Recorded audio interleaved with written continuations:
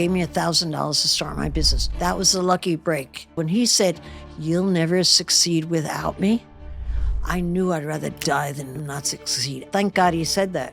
He was wrong. I sold my business for $66 million about 20 years later, and he was out of business in 3 years. Today, our guest is the one and the only Barbara Corcoran. She is one of the original sharks on Shark Tank. She's a real estate mogul, one of the most influential self-made women in business. She's going to look you straight in the eye and call you out on every single excuse that you've been hiding behind. And if you've been telling yourself you're too old and it's too late, you better buckle up because she's got some things to say to you. When I was building my business, the Corcoran Group in New York City, you have to appreciate that all the businesses are owned by men. None of the big boys watched me, and I creeped up on them, bit their ass from behind. They never knew what was coming. How did you become a judge on Shark Tank? Well, I was hired and then fired before I had a chance. Wait, what do you mean? Why did they fire you? Well, they fired me because I actually had a very happy childhood. I was very poor, but I was happy. My mother had 10 kids. It was crowded and it was competitive. I was always competing for my mother's attention, so I got good at talking. That's a gift I got out of being dyslexic. I think dyslexia made me successful. I don't think I would have been successful without it. You can create exactly what you want. But I think the key there really is moving on something, anything, just get yourself moving, and then the idea becomes itself. Barbara Corcoran, welcome to the Mel Robbins podcast. Thank you very much. I have been looking forward to this because I have met you in passing a number of times. I admire you so much. I'm a fan of Shark Tank. I've heard your keynote address. It's extraordinary. How might my life be different if I take everything to heart that you're about to share with us and teach us today, and I apply it to my own life or my business? I would love people to appreciate and believe that you're far more capable than you think you are. I've never met a person who wasn't more capable than they gave themselves credit for. And I'd like people to really understand that you don't have to do it the way everybody else does it. It's not the way that you're going to do it. You're free to do it exactly as you please. I know that so many people are going to listen to this and they're going to share it, particularly with the women in their lives that are doubting themselves, that don't think they're capable. So could you speak directly to the person who maybe received this from a friend or a sister and they're feeling full of doubt, they've lost some confidence, they're feeling a little stuck? What do you want to say to that? Well, I think everyone feels stuck. I'm probably feeling stuck 4 or 5 times a month. Really? It's not important whether you feel stuck or not. Just assume it's a human condition. We all feel that way. But I think you can do a lot to change yourself to being unstuck. And one of the best ways to do it, or at least I started with it, is to change tape in your head.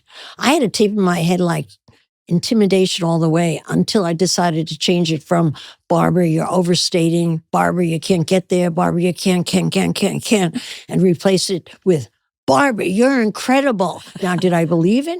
No, but I made the habit of changing it every time my mind went down that hole. I changed it to, "Barbara, you're incredible."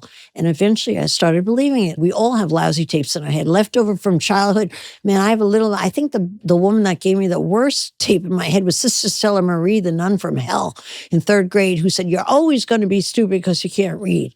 It took me probably 8 years to get over that. And I said, I'm not going to be stupid. And I decided not to be. I mean, it's a shame that how dare someone make you feel less than you are? You've got to come back strong. Well, and oftentimes, Barbara, and I think you know this too, because you just talked a little bit about how you were like, "Barbara, you're doing this. Barbara, you're doing that." And you started saying, "Barbara, you're incredible." And then the more you repeated it, you started to believe it. But oftentimes the person that's beating us down the most is ourselves. Yes, very much. And so for the person who's listening right now who feels like, okay, Mel, Barbara, I love both you ladies, but it's too late for me. I've screwed up too many times. Wow. I have not gotten myself together. It's too late. I'm too old. What do you want to say to that person? It's never too late, obviously. You know that. I know that. But I think you just have to pause and realize I have always done a simple exercise. I've counted the years I have left and think of how many more me's can I get in those years. So when I was 46 and sold my business, I thought I sold the golden goose, and I thought I would never, ever create another business again like that. I thought I had sold my best business. Not that I didn't want to, I wanted to. But then I realized I was the golden goose. You can create exactly what you want. I mean, I laid eggs again and again, and I reinvented myself over and over again. But I think the key there really is to believe that you really have to get good at trying. Because the minute you try, an opportunity is right there and you go, whoa, I didn't think of that. But it's when you're in that still position, or at least for me, when I'm in a still position, I could sit at my desk and try to invent an idea. Forget it. It's about moving on something, anything, just get yourself moving. And then the idea becomes itself. And by the way, about failing at stuff, which I find just stops a lot of people. They feel they've had 2 or 3 failures and, oh, I'm not going to do it. I just don't believe in that. I think they just didn't hang around long enough to see the flip side of failure, because all my good stuff happened after a big failure. It almost seemed like, for me, the bigger the failure I had, the bigger the upside. But I was dogged enough to just stay there and see, there's got to be something here. There's got to be something. And I think just waiting around for the something to find it and believing there's something there. I don't think you're ever wrong. I think there's always something there and you could get something started again. You said something that really caught my attention, which is you do this thing where you count the years you have left. Yes, I do. So do you have a number in mind for how long you're going to live? Yeah, about 105. Okay, 105. So let's just take that away as something you can grab from Barbara. You're going to live to 105. You've got that many years left. And That's love a lot. what 35 that's a lot. years. That's how many me's can I pack into? Probably about another 2. But they've got to be different. They've got to suit who I am at that juncture in my life. Oh, I love that. I could never build another real estate business with the energy it took, the people I had to hire, the financial stress I went through. I'm older now. I just can't handle that. It's got to be appropriate to who you are and true to yourself at that point in time, because your experience changes you. You're still the same Barbara, but you're slightly different. So it's got to fit you very well. How do you know what fits you and what doesn't? It feels right. I don't have a plan necessarily. I might have a vague plan, but I have confidence that I'll find something and that it will feel right when I see it. Like I did this last go around when I saw the Corcoran group. I tried cooking lessons. I was going to be a chef. I tried artistic lessons. I was going to be an artist. I have all those capabilities, but nothing felt right. I started a PR company for about 3 months. It didn't feel right. Threw that away. And the 4th one I landed on. I became an expert in real estate on the Today Show. And all of a sudden, I was getting work. And I said, hey, this feels right. Let me do it. I'm good at talking on TV. And off I went. And that right there is an example of exactly what you just told us to do. Mm-hmm. You have to try. You're also known as one of the most accomplished investors and founders today. But what people don't know is how the story begins. And so what I want to do is go all the way back to growing up in New Jersey and talk about what life really looked like. I got a little photo for you of you and your siblings. Oh, sure. I love this photo. That was my sister Ellen's idea. Thank God we posed for it. Yeah. You don't get those opportunities easily enough. Talk about what life really looked like when you were growing up in New Jersey. Well, I actually had a very happy childhood. I was very poor, but I was happy. My mother had 10 kids. My father was her 11th child. I think he was the hardest to manage of all of us. But it was crowded and it was competitive. I would say those 2 words come to mind always: crowded. So you had to make do all the time and finesse all the time, and competitive. You had to compete for my mother and father's attention. We each got very little attention. It was doled out in tiny little pieces. And I really believe that's the reason I've needed a lot of attention my whole life, making up for that or something. But it was chaotic. But my mother had a great ability for systems. She had a system for everything in the household. And with her systems, we were always well-dressed. We were always had good meals. We always celebrated holidays. And we felt like we were the rich kids in town, really. But we weren't. But what a great upbringing I had, really. So you grew up in a 2-bedroom flat with 10 siblings. How did that shape the way you approach life? I was always competing for my mother's attention, so I got good at talking. I got good at entertaining the kids, entertaining my parents, and I was always wanted in the group. You know, you kind of had to be invited in. When you have 10 kids, you play with whoever you want. I was always one of the kids they wanted to play with because I was fun-loving, so I learned how to make fun. And I just carried that forth to my business. I think I was the most fun boss in the world, and that made a big difference. It made people love me. Did having a ton of siblings and growing up in an environment that was crowded and competitive help you learn how to read people? Because I think one of the things that I've noticed about you, especially in your role as a judge on Shark Tank, is you seem to be an instant judge of good or bad character, or of a founder you want to invest in and somebody you don't. When we were kids, my mother was a great judge of people. She had a crazy thing she did when she brought the kid home from Holy Name Hospital. She'd unwrap him and say, "Meet your brother Tommy. He's going to be a magnificent dancer." Wow, a dancer in the family. And she coined what everybody was going to be when they grew up. She was amazingly accurate. The reason she made that prediction about my brother was he had fat legs and he was kicking like hell. But he became a ballet dancer for Alvin Alley Dance Theater. He did for Alvin Alley? For me, she said, when I came home crying out of school, that Sister Stella Marie had told me I was stupid again. She said to me, "Don't worry about it. You have a wonderful imagination." And she announced that when I was born, and she put me in that role all the time. And she said, "With it, you'll fill in all the blanks." So I grew up really thinking I had the best imagination in the world. So judging people, I think we're all in our family great judges of people because my mother was. My mother could judge anyone from a mile away, and she was accurate. I remember when I was running my business, I hired bookkeepers to be salespeople to be bookkeepers, switch things around because I just envisioned them in a different role. I saw that capacity, and I had the empathy to walk in their shoes and understand them. And as a result of that, I really hired good people. I really think that was my secret, but I got it from my mother. I never had a mentor, but I had my mother. You told the story about that awful nun who said you were stupid. The nun from hell. The nun from hell. And what you didn't know at the time is that it wasn't that you couldn't read, it was that you had dyslexia. Yeah. And like they didn't have a name for that. I don't think then. They definitely didn't, because they really weren't talking about it much when I was in school, and I'm a couple decades younger than you, just a couple. They had a special class or not? They did, down the hall. Ah. Yes. But I found out that I had dyslexia late in life, just like you did, because our sons were being diagnosed. Yes, that's usually when you find out. So do you think being underestimated or having to figure out different ways to solve problems is part of what's made you successful? I think dyslexia made me successful. I don't think I would have been successful without it. A lot comes with being dyslexic. You look at the world differently. You interpret it differently. You over-prepare constantly, or I am. I'll prepare like 7 hours for a 1-hour speech. It's ridiculous. Do I know this stuff? Of course I do, but I'm so insecure because I never want to be called on again and not know the answer. Nothing's worse than being a dyslexic child and being judged by how well you could read or write. The worst thing for me was being asked to read out loud in front of the other kids. You're definitely looking stupid. But you know what it brings with you? A different way of thinking. I sat in that classroom 6 hours a day and just imagined things. I never paid attention. And it's right that today I could think of an idea a minute. I could just think of solutions really fast. That's a gift I got out of being dyslexic. I think also that with dyslexia, people underestimate you. So you don't read at the board meeting and they write you off because you're stumbling.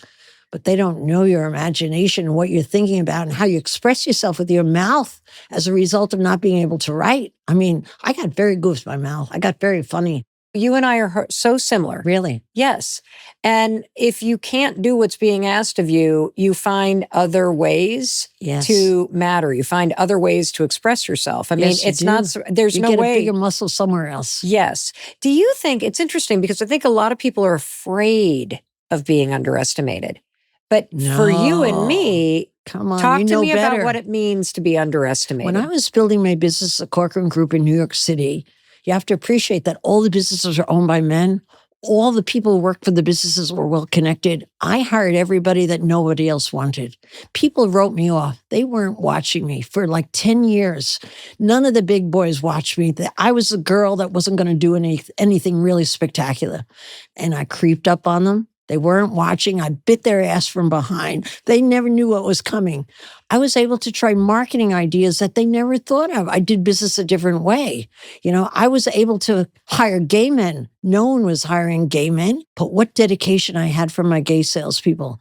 I hired everybody who did want it, but what a team we felt. And everybody was getting even, proving that they could be a somebody. And I was there to tell them they were better than they ever were. And they were really going to be a somebody. And guess what? Everybody did. Even a guy I hired as a concierge desk at the Pier Hotel became my secretary. And he later went on to run my arch rival and almost put me out of business.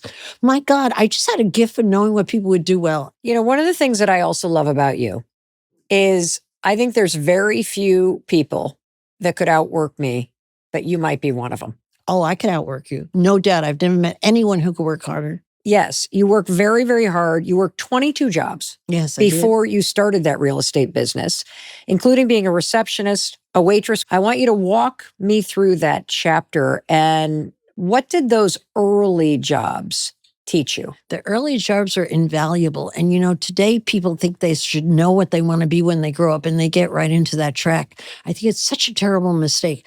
I spent those 22 jobs, most importantly, learning what I was good and what I was bad at. So I was a great waitress. I, at times, had 3 waitress jobs at once, but I could charm anybody. I could serve them faster than anybody, get that coffee there, call the guy handsome if I couldn't remember his name from the day before. And it helped me tremendously. I was a nurse's aide, and I had to post temperature charts, and I got the numbers mixed up. I knew I didn't belong in a business with numbers at all. I learned that I could sell more hot dogs at a hot dog stand than the next kid because I had the gift of gab. I learned exactly what I should be at, and I learned, really, most importantly, I was great at sales, and that's what I wound up being. When I went into the real estate business, I knew nothing about real estate and never really learned anything about real estate, but I knew how to make people happy with their real estate and talk them into things they really loved and were afraid to make the choice about. What do you think makes someone good at sales?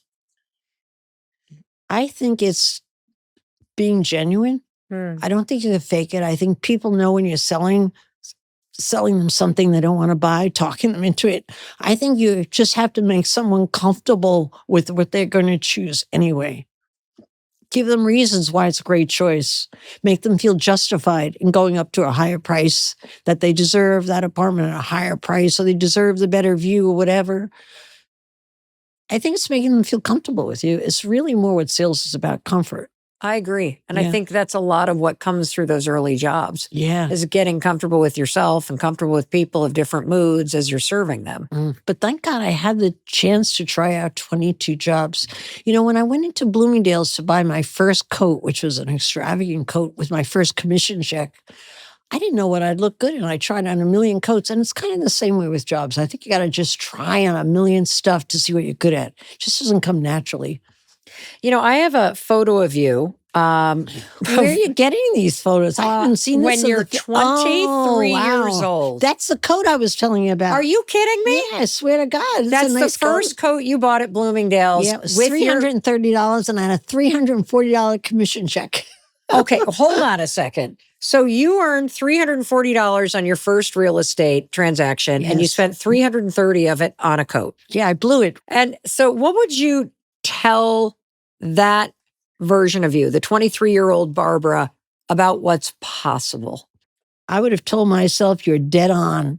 You look and feel like $1 million, you're going to act like $1 million. I wanted to be the queen of New York real estate on day one in the business. I saw it like I could taste it, touch it, saw it in living color. But I had a ratty outfit on, Yeah. So once I put that coat on, I wore it for the next 6 years, up and down the streets of Manhattan. But I felt like a fancy lady. Everyone would have told me what a stupid thing to do when you only had $1,000 to stretch. It wasn't a stupid thing. It was probably the best thing I ever bought. How come?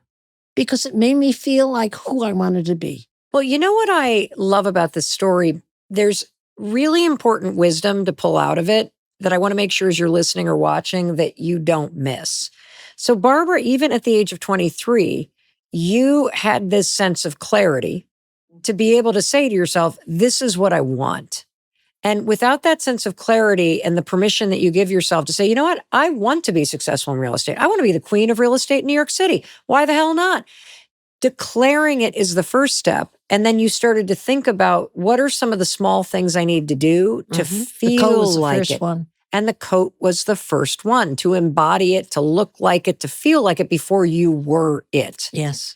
So let's fast forward 7 years. You're 30 years old. your boyfriend, who also becomes your business partner. Why the hell are you in business with your boyfriend, Barbara? I was a diner waitress, and he came in one night and he was charming. He had jet black hair, aviator shades on. He was sexy. I had never had a boyfriend. So at 23, I really wanted a boyfriend. Yep. And he later, 2 months later, once I was his girlfriend, gave me $1,000 to start my business. Where the heck would I get $1,000? That's true. That was a lucky break. That was a lucky break. And I started the company first with him.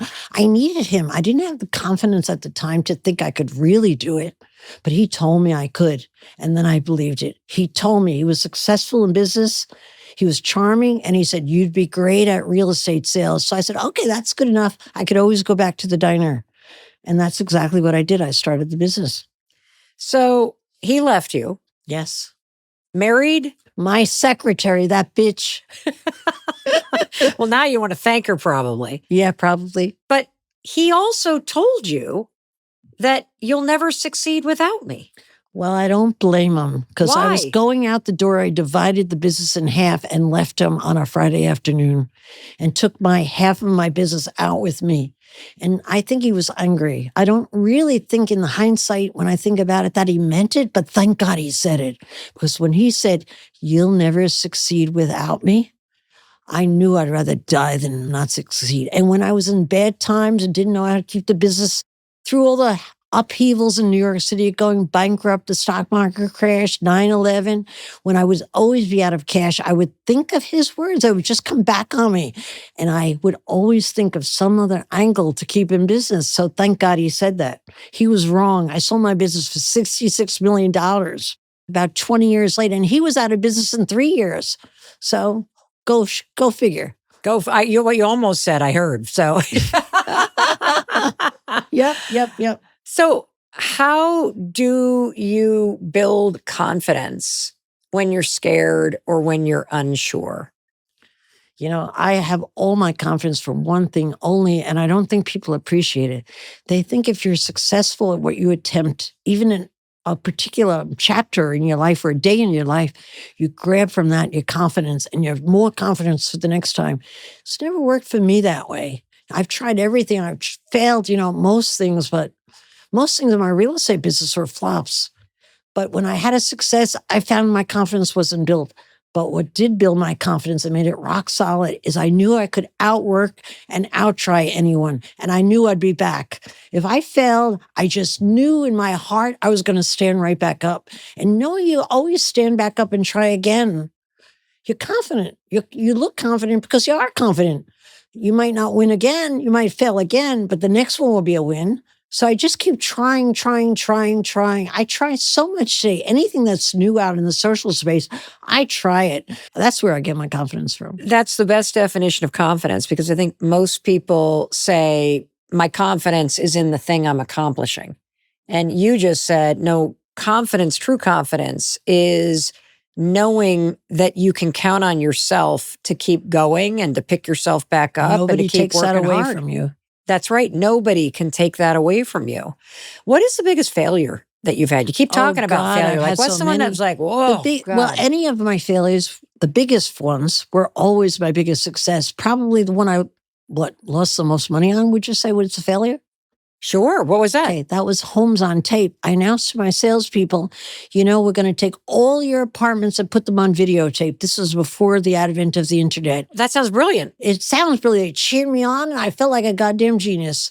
So I put everybody on videotape, including my salespeople, did their makeup, did their hair, made them look beautiful, and no one handed out the tape. I couldn't believe that it would be, I spent $77,000, which was my first profit on what I thought was a great idea. It failed miserably, but I was with my husband that weekend right after the failure and feeling sorry for myself for about a minute. And he mentioned he was playing war games on this new government thing called the internet in real time.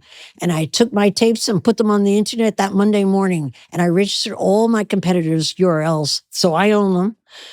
And we sold 2 apartments out of London in 1 week. Boom, boom. It just hit.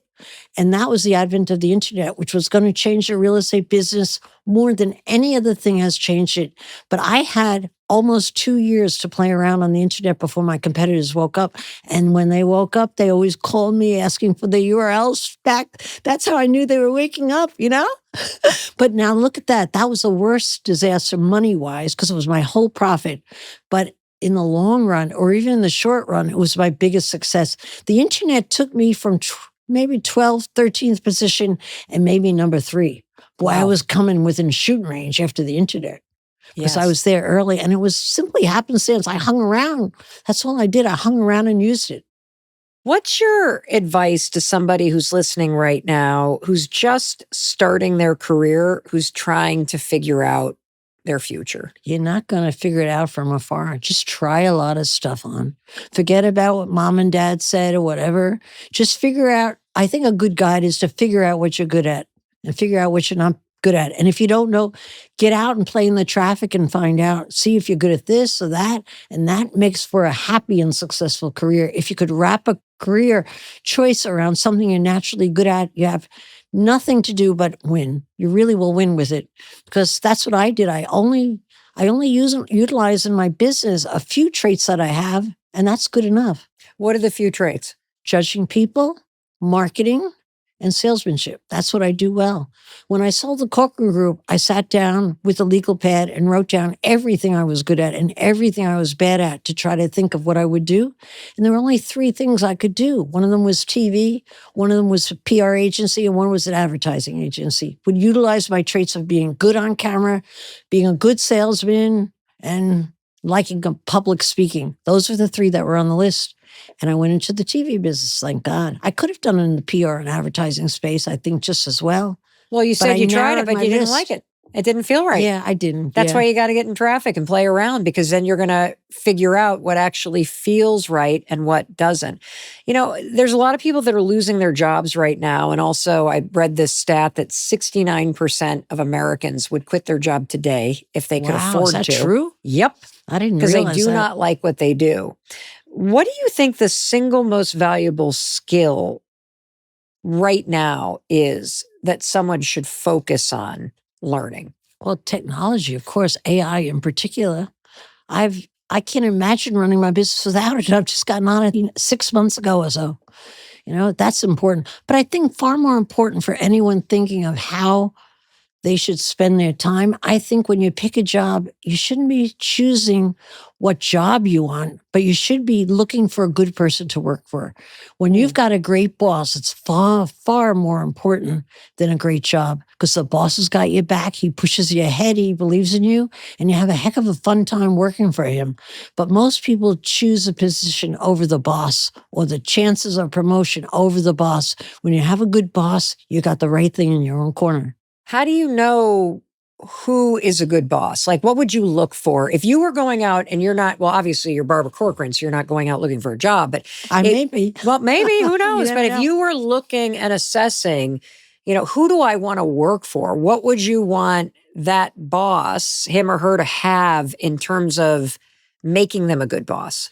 I would say the most important trait is have them speak about who works with them. Who do you have working for you now? Who's your favorite person? What do you do with them? You know, how long have they been here? Like, you're actually finding out if they're working for the people versus the people working for them, which I think is really the key to being a good boss, is to work for your people. You want someone who's going to say, this guy got promoted, blah, blah, blah. If you just get a guy who wants you to do your job and that's it, and you don't prod him to tell you about the people, you really won't learn about his attitude toward people, and you don't know what you're working for. What do you think the difference is between somebody who's a boss versus somebody being a good leader? Well, I guess a boss tells you what you ought to be doing, which is valuable. You want to know what your job is. But a leader inspires you and gets you to believe in their dream and see things the way they do, and makes you willing to climb up the mountain behind them. I think being a leader is not easy. It doesn't come to everybody. Yeah. But I think it has to be 100% genuine, and you have to be on the employee's side. If they feel that, they'll follow you anywhere. They really will. How can you be a good leader? Like, for somebody who's listening that wants to be better in a leadership role or to just be a good leader, what are some of the things that you would tell them to think about and to I practice? think the most important thing is to speak genuinely. I mean, you know when you're being conned and bosses are great at conning you. But if you're a great leader and you speak genuinely as to why what you want them to do is good for them, not for you, they'll listen to you and they'll follow you. I think you have to put it in their terms why it's good for them, because the good leader is always working for their employees if they have their head on straight. And that's how Now, you get it done. what are the characteristics that would make you fire somebody? Like, you're out. Oh, only one thing. I don't mind ineptitude. I don't even mind people who aren't putting in the effort. I can change that. I can inspire them and change it. But I can change a complainer. If you're a complainer, I get rid of them. It's like a cancer in a company. One complainer feeling sorry, oh, poor me, needs oh, poor you. And it's contagious. It catches on and becomes incestuous in the company. I don't tolerate complainers. I got rid of them as fast as I could because they were dangerous and they were attacking my people. I felt the negative attitude was attacking my positive people, so I got rid of them. And, why does teamwork matter so much? You've talked so much about team. Why does teamwork matter? And how do you build trust with your team? Because especially like if you think back to building your real estate company, people go between real estate companies all the time. Yeah. They get poached all the time. And it takes trust to Yes, stay it does. somewhere. Well, in the real estate business, there's tremendous turnover, roughly 60% a year. I never had anyone leave unless I fired them. They never wanted to leave. They were having the most fun at my company. They liked me more than any other boss out there. And they most importantly liked each other. It was their family. So they stayed around. And how do you inspire that? By letting them know at every turn along the way that you're for them. I'm here to serve you. What do you need lately? How can I make your job easier? What would you like to be when you grow up? Where do you want to be promoted to? What do you want to do? I just had their viewpoint in my head. It didn't make a difference what I thought. But what happened naturally was they became ferocious and on my side. And besides which, you know where you basically need a team? Because you can't build a business without it. I've never seen anything without people building. So you have to inspire your people. Well, I think people forget that companies are actually people. It's made up of the people that work there. It's easy to forget the higher you're up. It's very easy to forget. What is the most effective way, Barbara, to ask for a raise? Tell the person what you were hired for with a list of what you did, what you were hired for, specific as you could be. If you have 30 items, put it on the list. Walk in and show them that list compared to the list you're actually doing. Because people are always hired for less work than they're actually given. And you say, I'm doing all these other duties now, 20%, I'd like a raise, and you name the amount. You name the amount. Most girls don't name the amount. Most girls don't ask for raises. Men ask for raises, women don't. That's been my experience. In running the Corcoran Group, we had 1,000 people, 1,025 or so working there. And I can tell you twice did a woman ask me for a raise. Wow. In the 15 years, yet the men always asked for raises and told you how great they were. And I had women that were much better than the men. You just have to get in there, make the appointment, show them what you're doing, and ask for a specific amount. And you can't fall for the typical thing that big companies say is there's not in the budget. Someone's getting a raise, but it's not you, but someone's getting a raise. One of the things that I always think about a lot too, because I think that's excellent advice to document everything you're doing because your boss has no clue and you're doing a lot more than anybody realizes. You're usually feeling sorry for yourself over Yes. And if you don't have a big list, you have no business going and asking for a raise. No, I don't want to pay you more for the same thing you did yesterday. Or less than what I'm actually expecting you to do. But I also see people making the mistake of doing one of these Glassdoor searches and looking at comparable positions in a company It's and helpful, then coming though. in. Gives you a barometer. Maybe. I want to see what you're doing. Yeah. I want to actually see what you're doing because if you've got evidence of all the things that you're doing, now I know what the value is, Yes. not title to title. You're right. You don't want to walk in and quote the average price that people are being paid for your position. That's what you mean by that, Yes, right? yes. I'm sure you must get asked this question a million times, which is, I have no money, I have no connections, but I want to start a business.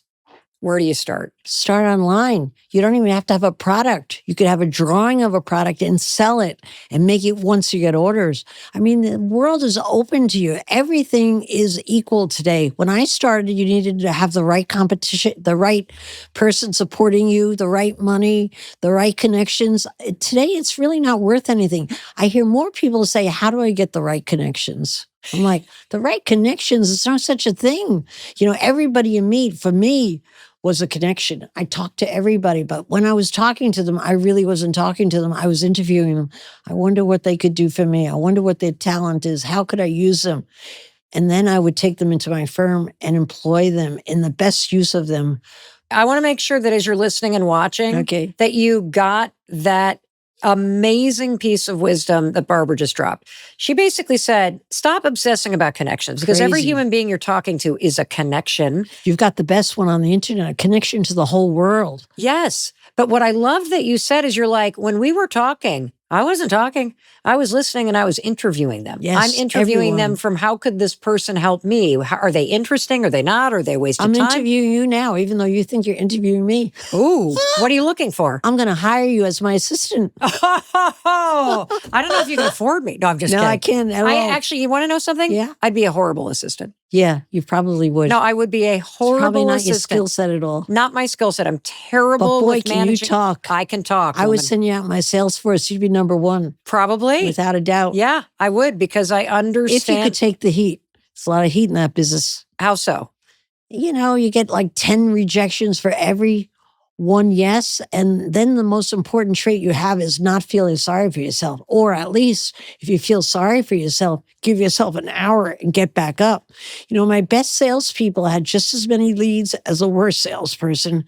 And the worst salesperson always kept in the house for about a week, feeling sorry for themselves when they lost a good customer. My best salespeople would lose customers all the time and dust off and stand up and get back in the game. And that wound up dividing the people making $3-4 million a year from my average salesman at the time who was making $62,000 a year.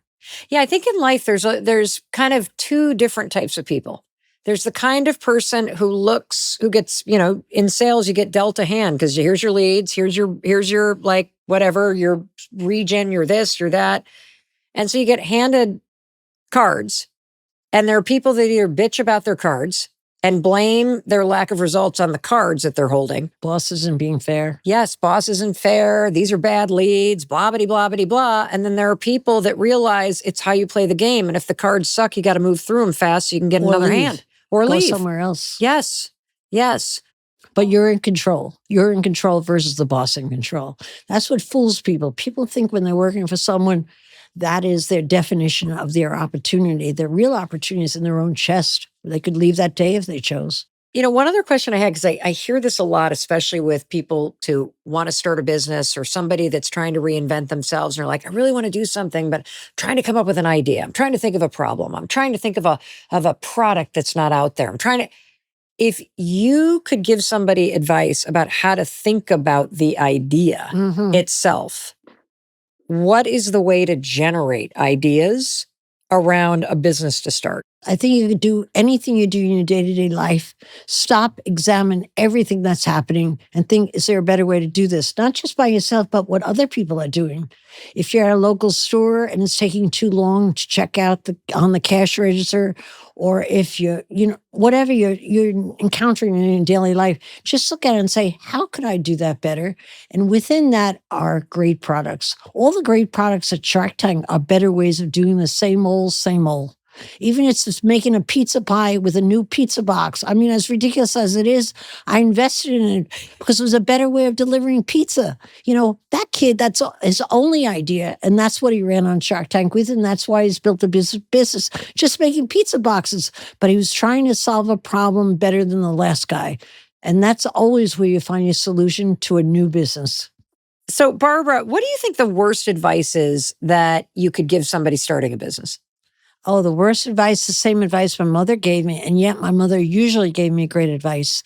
She told me when I was a waitress, when I announced I was starting my own business with Ray Simone, she said, why don't you hold on to your job? You change so often. You need a resume. Build up your resume. And if you still feel that way in a year, go out into business, but you should have a good resume. She was preparing me for a mundane job. Actually, she didn't know it, but that's what she was aiming at. I ignored her and started my business. it's so sad. I meet so many entrepreneurs that plan their business for months. And the best time to do is the second you have the thought. And the minute you get out in the field, you find out what's wrong with your plan and change everything. But you don't have to get it right. You just have to get it going. And my mother did not understand that mantra. She thought I should wait a while. Boy, if I had waited a while, I would have thought of 5 reasons not to do it. But I didn't wait. I jumped right off and did the business, and I was successful from the beginning. And what would you say is like the best advice you can give to somebody that is starting a business? Get going. I give that advice all the time. Even with a half-baked plan, I say get going, because I know when you're in the field, you find out the real plan, what's going to work and what's wrong with your idea and what's wrong with you and everything else that comes out. Because it's the real world. You can't plan things. I think business plans are so overrated, my God. But to plan from afar and think I've got to get it right before I jump out, forget it. It just never happens. You think of reasons why not to do it, and you've wasted all that valuable time. You know, one of the things you said earlier is so true, and it's brilliant, which is with all the technology and the internet today, you don't even have to truly, quote, start the business. Yes. You can create a prototype that's even built by AI. You can create a wait list. You can. And so somebody comes to you with an idea. They say, we've got 100,000 people that have signed up for the wait list to be notified when the product is about to drop. That wait list demonstrates if people are interested in the offering, whether it's a service or it's a product. And so that was not even possible a couple decades ago. Not at all. What really happens on Shark Tank is entrepreneurs will come in once in a while with nothing more than a prototype, and they'll pitch how great it's going to be. They have no proof of sales. They don't know who they're going to sell it to. They don't know what they're going to do with it, but they believe in it. And if I believe in the person, I'll buy in. Now, once they're on Shark Tank, people call in to order. They go on their line and they order thousands of copies of whatever they said. They don't even have it, but people will wait. They say, oh, I'm sorry, we've had overwhelming response. We'll have it ready in 3 months. And now that's exactly when they'll build the product. And their business has started late, you might say, but they had the courage to get out there with the prototype or a drawing or something like that, and people believed in it. And that's a great barometer that they're going to be successful right from the get-go. How did you become a judge on Shark Tank? Well, I was hired and then fired before I had a chance. Wait, what do you mean? Why did they fire you? Well, they fired me because they landed on another woman. They said they preferred her after I signed the contract, which I reminded them. And they said, yes, but we didn't sign it. I had already told all my friends I'm going to Hollywood. I was so embarrassed. I bought 2 new outfits, new luggage. There I was going to Hollywood, and it was canceled. So I suggested to the producer that all my good luck came after rejection, and I considered his rejection a lucky charm. And I wrote a short, terse email to him and suggested he invite me out with her and compete for the seat. And that's exactly what he did, thank God. You're kidding me. Really, I turned my good fortune around by doing what I did best, what I always do best, getting back up, taking another swing. Just took another swing. Do you know what? The first day on Shark Tank, my producer said, you know, we rejected 42 men that wanted the position in the other seats. I said, you're kidding. He said, not one wrote to me. Not one wrote to me objecting to the rejection. These are successful millionaires, billionaires. That's amazing that they didn't. You know what I find interesting is so many people are not willing to ask for what they want. And that's one thing about you. You do ask for what you want. Well, I've learned. Not easily. Not easily. Women have a hard time asking for anything. You know what happens, I find? You could want to climb a mountain with your team. When the men are halfway up, they'll say, I'm the king of the mountain, and they'll brag about it. Women will climb all the way up, set up the tent, make sure the kids are fed, everybody's happy, and say, I had all the help of my team to get here. Women don't take credit. They don't ask for help. They're shy. What a waste. Open your mouth. My God, opening your mouth got me everything I got. Without opening my mouth, I would have nothing.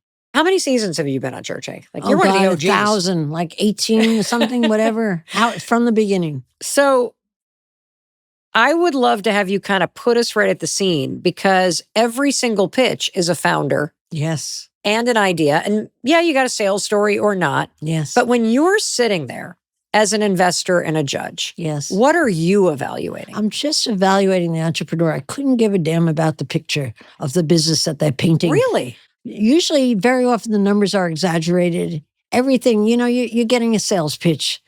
I'm looking at that entrepreneur and saying, do I believe them? And in most instances, I'm not believing the sales pitch, but now I'm looking at the person and focusing on the person as to whether they're a capable entrepreneur. And what I look for is something they've done in their life that was hazardous, something they did in their life that they failed miserably. They have a father who is drinking, a mother who damned them to hell, something that they have to prove. And if I find that fire in them, they might not have anything but that, but I buy in because they will always be successful. They want to get even. They haven't had a chance. They want to get even. And that burns so deep that I believe in them. And they're great partners because when the business is sold, they're so appreciative of their success, their dream come true. They're so thankful. And it's so satisfying for me to see that full circle of success. When you are listening to a pitch, what is the difference between somebody that has that fire in their belly and they're really confident versus somebody that is so overbearing? Well, one is, do you want to spend any time with them? When someone's overbearing, that's the last thing I need in my life. They're out right away. I won't say I'm out right away. I have to stay in the show. But, I have a simple test I do many times on Shark Tank. When I'm not sure about the person, I think, would I put my baby in their arms? And could I come back and find my baby in good shape? And that's my test. I think, yeah, I would trust them. So they become my partner. I make a bid. That's actually an excellent way to judge anybody. Well, it sizes everything up. How do you know if you're built to have your own business versus being somebody that should just work for somebody else and be great at building a career inside somebody else's company? I think it's a real dividing line. I think someone in their own business loves risk. They're not afraid of the risk, whether it be money, people, what they do with their day, their ideas that they have. They're not afraid of risk. It turns them on. It's kind of like a trait in their personality. And I think someone who's good in business has a good time getting back up. It's almost like a jack in the box. If you're the type that says, hit me again, I'm a jerk, hit me again, chances are you should be an entrepreneur. But if you're not enjoying risk and you can't take a hit, you're better off working for somebody else. It's hard to develop that skill in you if you don't have it. I think you either have it or not. Yeah, I do agree with you on that. I do. That's what I'm trying to size up on Shark Tank all the time. Do people have those two skills? How do you figure that out? I asked them, we have an hour and a half on Shark Tank. Really? That's how long the pitch is? It's 8 minutes at home, but it's an hour and a half on Shark Tank in real time. Wow. So we get a chance to ask them all kinds of questions that don't make good TV, but are very good for us as investors. And I list, what did you do before? What did you think about that? Did that fail? Oh, how did you feel about that failure? What did you do after that? So I'm trying to find someone who's strong, who's capable of running a business, and someone who put all their bets on their business and they lost. What do I care? That's a good sign. They're willing to put all their bet on one business and they lost. I love it. But a guy who's telling me he's going to go back to mom and pa and get family and friends financing again, and he's going to change direction, means they're going to lose you money again. I hate that kind of stuff. I never invest in rich kids. I always invest in poor people on Shark Tank because they have a burn in their belly and something to prove, and they're my kind of people. And I want to give them the opportunity that I was given. I mean, the one ticket that they might have their dream come true and I can make it happen is much more exciting than putting myself in line with the rich parents who funded the first business. Forget it. What are some of your favorite things that you've invested in? My favorite entrepreneurs, and it's always about the entrepreneurs, not the businesses. I almost forget at times what business they're in, even though I'm helping them all the time, is the Cousins Maine Lobster. I love those guys because the day they came on Shark Tank, they lied to me, and I love them for the lie. What did they lie? They told me what their sales were per month, but they never told me they were only in business for a week. I thought I was buying into a big business. No, I was not. It was just one little lobster truck, and they had been only open one weekend. But they had taken all the questions from Shark Tank for 3 years, and they had practiced answering them, and they were slick. They could sell. I love them and I had to buy them. What is your 3-month rule? After 3 months, when I close on a deal on Shark Tank, I invite the entrepreneur into my office, and we review where he's going to go with the business. That's always the time when something goes wrong. The prototype didn't come in right. The order was promised, it wasn't delivered. Something goes wrong. So I just sit there and ask, what do you think about what went wrong? And the people who blame somebody else, I drop. I mean, they still have my money, but I take their picture off the wall or I turn it upside down more often. But the people who take it in the chest and take the blame that they should have thought of this or they should have anticipated it, and I know they're going to be successful because those are the people who are always successful. The people who are honest and say, I'm in charge. I should have been in charge of this and I'm taking the blame. I agree. Let's talk about preparation. Yeah. Because you and I are both people that will outwork anybody. Preparation, preparation, preparation. Why is that such an underrated habit and skill to understand that over preparing is a key to being successful? Do you know why? I think when you over prepare, you don't realize it, but you're building your confidence. And when you build your confidence, you come across more naturally, more believably, and you usually get the order. I've over prepared for everything in my life. I remember going and speaking with the Corcoran Group agents at junctures along the way where I had cold sores over both my lips because I was so nervous preparing for 2 weeks for a 1-hour presentation. To people who work for you. Yes, they did. They were going to accept whatever I said, but I wanted to impress them. I wanted them to be motivated. How will I do it? Will I say it this way, that way? I had to go on vacation right after the sales meeting. I would have had a heart attack. But I over-prepared so I could stand up there with confidence. And did I come across with confidence? You betcha. Did I cover all the millions of points I wanted to cover? No. Did I motivate everybody there? Yes, I did. Because I was confident. They wanted to be me. And you were confident because you prepared. And I think it's such an important story because these are people that work for you. Yeah. And you're not winging it. You're preparing because it matters to you. And you want to do a good job. Well, the more you know people, the more difficult it is to impress them because you take it more personally. You know, one of the things I'm curious about is, having such a big public career and being somebody who's so competitive and entrepreneurial, how have you been able to have successful romantic relationships, marriage, when you're out in the world? This is something that a lot of women navigate these days. Like, how do you balance Barbara out there in the world versus Barbara, the mom, and Barbara, the wife? Honestly, it's probably the largest challenge to a successful woman. Now, I married Bill in a second marriage, and he was the right husband. Bill is Bill. He's not going to change whether he's talking to a pauper or a pope. Bill is Bill. And when I got really heady at times, he would squeeze my head in and tell me to keep it in. Don't get too confident. So I loved him for that. But the thing that worked the best out of everything I tried was getting a separate bedroom, honestly, and getting a separate bed from Bill. Because I would invite him in and it added the romance into the marriage. And that's really the best advice I could give.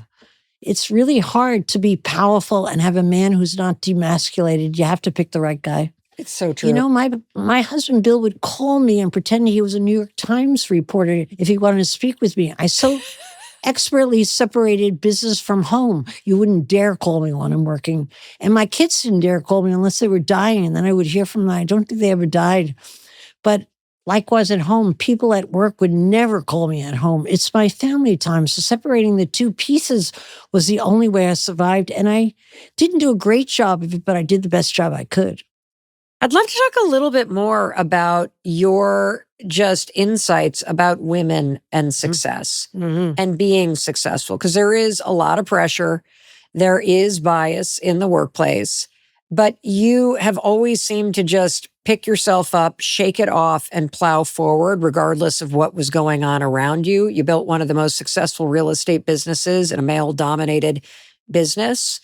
How do you want women to think about both the very real things that are against us in terms of the way that business is structured, but the opportunity that creates and what kind of mindset you need to have? Well, you know, there's always real things against you, but I did it a little differently than most. I never thought of myself as a woman. Not a single day did I think of myself as a woman. I thought of myself as a competitor. Just like a man, I was a competitor and I was going to put you under the table without a doubt by the time I finished. All right. So not having that liability or thinking I was weak or had a disadvantage of some kind or another was an advantage to me. You know, I'll say that when we started this podcast, I had my own goal. I'm like, okay, I want to be the #1 ranked female podcaster in the world. But what happened is a friend of mine said, well, why female? Why not just #1? And then I was like, comment. actually, yeah, why am I putting myself in a category? Why am I not just saying, no, I'm going to go out and be number one, which I'm proud to say we were for 81 days last year. Good for you. And you limit yourself in that regard. And I see so many women, I was doing it to myself doing that. Like, I'm only just a mom, or I'm only going to be able to compete against women, or I'm only limited to this amount of success because I'm thinking about it in a certain way. Yeah. How does thinking about you just going out and competing? It freed me. Because when the boys would ignore me, I could have done two things. I could have said, oh, they're not being respectful because I'm a female and there's all men in this room. That would only make me weak. I'd take my chips and go home. But when I stood there and said, you'll be sorry, I'm going to outcompete you and I'm going to take your bacon, that was a whole different, I conducted myself differently. I acted differently. Imagine how different it would have been if I said, treat me with disrespect because I'm a woman. That's unfair. How am I going to change that? But I'm a competitor. I have the ability to get even. And I did get even. I make it sound like a vicious thing. It's just I didn't want to be put down or curtailed against what I was capable of. So the minute they wrote me off, boy, that fired me up. Is that what gave you the confidence to keep going? Because you literally started with $1,000 and built a company that you sold for what, $66 million? Yes. That's a lot of money. Cash. I wanted the cash in my pocket. That's a lot of cash. Yeah, it stayed in the bank for 3 years. I didn't spend a dime. Not even on a coat? No, I already had the coats. By then I was a good coat person. So was it that I'll show you that gave you the fire and the confidence? Because I think so many people don't have the to keep going. Well, it egged me on because each look at me or each demeaning way they treated me was so insulting. I wanted to get even because I was vicious and competitive by nature. But that didn't give me the confidence to go on. The confidence that gave me was everything I tried, even if I tried 10 things, 5 would be incredible. And they had never thought of them. And they would look and say, how silly, until it was working. Then they all imitated me and they were too late. By the time they imitated my Corcoran report, which I was publishing for 4 years and collecting press on it and becoming the sweetheart of the New York press, they started all publishing reports. What a joke. The space was taken, not by a girl, but by a competitor, myself. And that's just the way I saw myself. I chose not to see myself as a woman ever.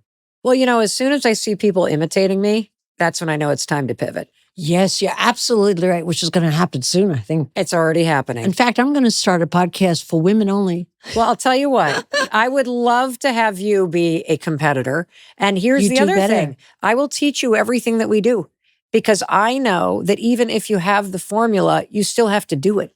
And it's very difficult. And nobody's going to do it the same way you do, even if they have the formula. And I find people to be very, very stingy with sharing information. And what I've learned about business is the more generous I am with what we're doing, what's working, the big mistakes that we've made, the bigger our business is. It's not in hiding things and being like scarce about things. It's almost like that philosophy that there's blocks in New York City where there's lots of restaurants and they're all successful. Yes. Because more restaurants bring more customers for everybody. Yes. Do you have a similar philosophy about? Well, something happened to me as a young salesman that I never forgot. I wanted to start a marketing company. So I went in disguise with a wig on to a competitor's office, which is owned by a woman, an on-site marketing company for the first time owned by a woman. And I got copies of all of her forms and I actually stole them. And I went back to my office and I was fully equipped to start and go in competition. And she called me on the phone in the morning. I died. She said, I understand you were in my office yesterday. Come over and make an appointment. I'll show you everything I know. She was so gracious. I was so ashamed of myself. And I realized what a mistake that was. Generous people who give it away have no threat. They know they're the best. They're always the people who give it away. So I've always been trying to be gracious to imitate that one-time experience that I had. I hadn't thought about the fact that when you're generous, it's because you have confidence in what you're doing, so you're not threatened by what other people are doing. For somebody that's feeling like they're too old, I mean, you're a mom at 46, you found the most success in your career. Well, actually in your 50s, 60s, 70s, like you're not slowing down. I hope not. No. What gave you the courage? And how can somebody else find the courage if they're at a point where their life where they're hearing you, because I know a lot of daughters and sons are going to be listening to this, sending this to mom, saying, hey, mom, 50 or 60 years old, you're not old, get going, listen to Barbara. Like, how do you muster up the permission or the courage to go for something when you've always pushed yourself into a certain role, you know? You know, I think the times when I was stopped or hesitated about trying something new, it was because I was afraid of failing. And I was afraid of, as life went on, more of a public failure. I didn't want to get out there and let everybody see me fail.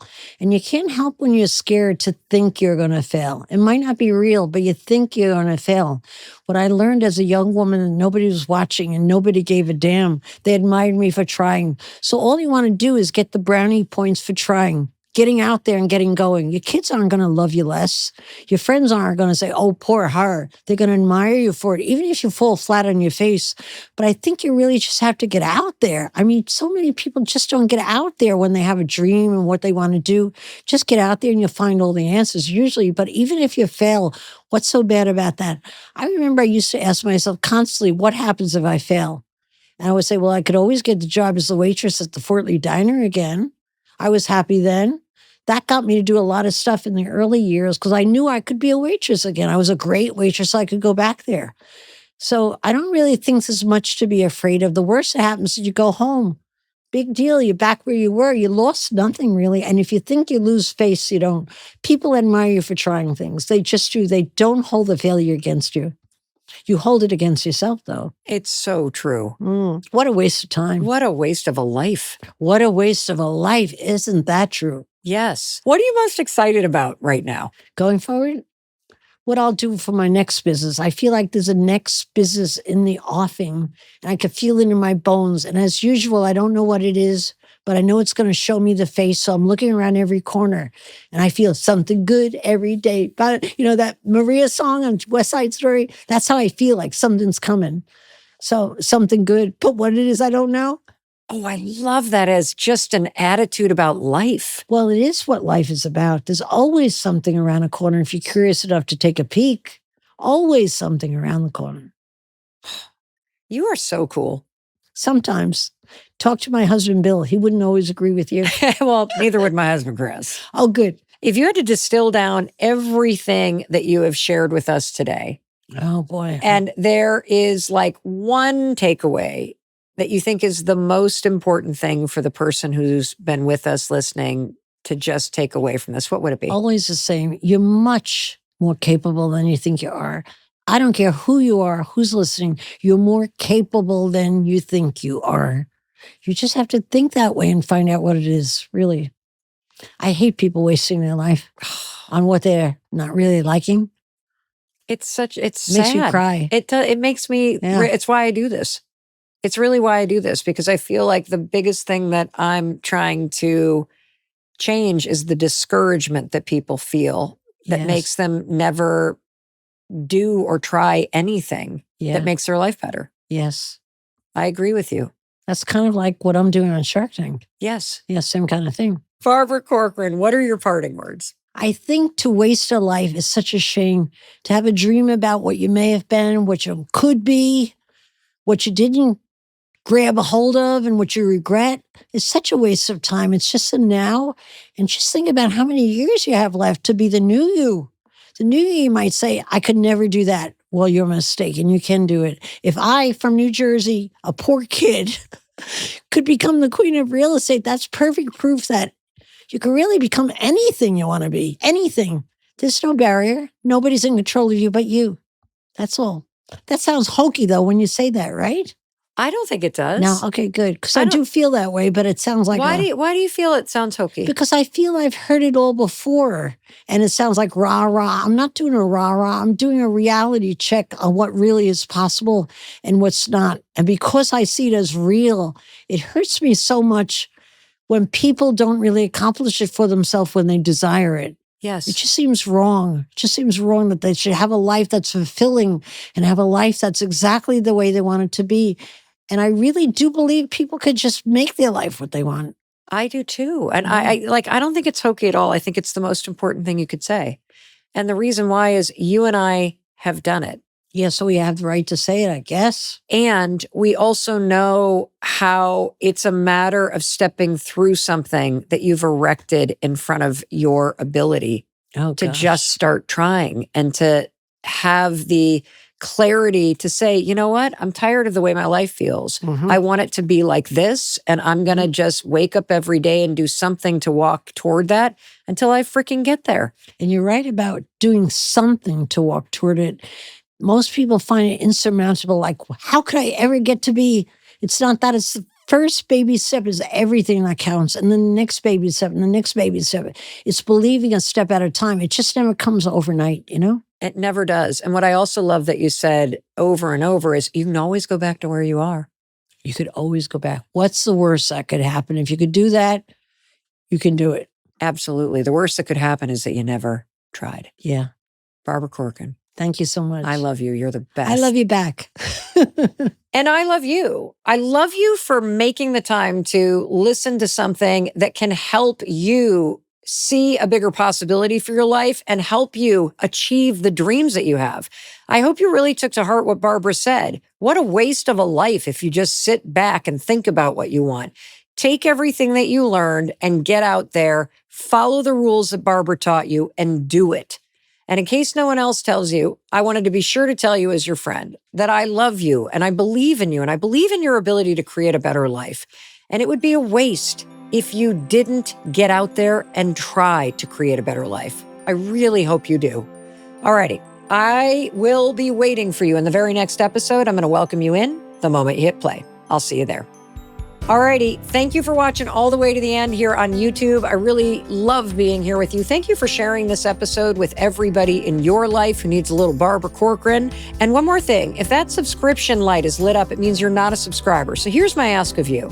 Please hit subscribe. It's free, and it is the best way to tell me and the team here at the Mel Robbins Podcast and Barbara Corcoran that you love what we're doing here. And it helps me achieve my goal that 50% of you who watch the Mel Robbins Podcast on YouTube are subscribers. And that way you don't miss a thing. So thank you for doing that for me. I really appreciate it. All right, the next video you're going to want to watch is this one. And I'll welcome you in the moment you hit play.